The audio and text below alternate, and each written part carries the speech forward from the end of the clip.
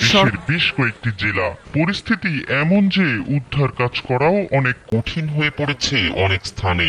বলা হচ্ছে ভারত থেকে আসা উজানের ঢলে এমন কঠিন পরিস্থিতি তৈরি হয়েছে।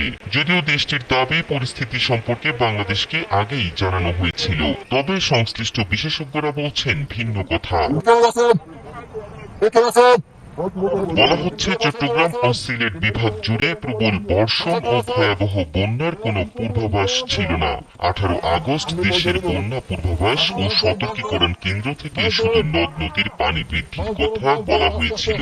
ভারতের বন্যা পূর্বাভাস ও সতর্কীকরণ কেন্দ্র থেকেও এমন জানায় সংবাদ মাধ্যম দৈনিক প্রথম আলো। প্রথম আলোর প্রতিবেদনে বলা হয়, ভারত থেকে বড় ও আকস্মিক বন্যার আশঙ্কা থাকলে তা বিশেষভাবে জানানোর চর্চা দুই দেশের যৌথ নদী কমিশনের রয়েছে। মুহুরী নদীর উজানে ভারতীয় নদী বিলোনিয়াতে গত 3 দিনে সর্বকালের রেকর্ড ভাঙা বৃষ্টি হয়েছে। পানির উচ্চতা দ্রুত বেড়েছে, কিন্তু ভারতের কেন্দ্রীয় পানি সম্পদ মন্ত্রণালয় থেকে এ ব্যাপারে কোনো বিশেষ সতর্কবার্তা বাংলাদেশকে দেয়া হয়নি।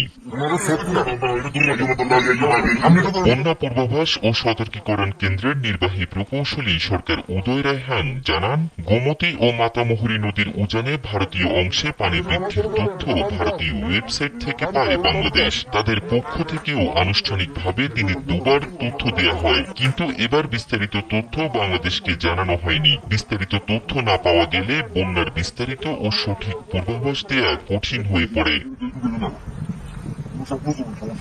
বাংলাদেশের উজানে ভারতের তিস্তা, ব্রহ্মপুত্র ও গঙ্গা অববাহিকায় ভারী বৃষ্টি হলে তা 3 থেকে 7 দিন পরে বাংলাদেশের অংশে অর্থাৎ ভাটিতে আসে।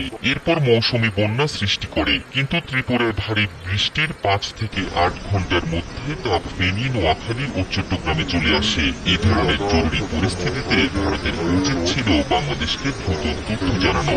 এ ব্যাপারে দুই দেশের মধ্যে তথ্য বিনিময়ের বাধ্যবাধকতা সহ চুক্তি হওয়া উচিত।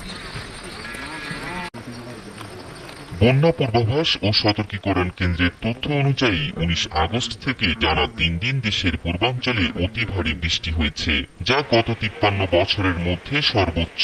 হঠাৎ অতিবৃষ্টি ও উজান থেকে আসা ঢল এবং পানি নেমে যাওয়ার পথ সংকুচিত হওয়ার কারণে বন্যা পরিস্থিতি খুব দ্রুত ভয়াবহ রূপ নিয়েছে।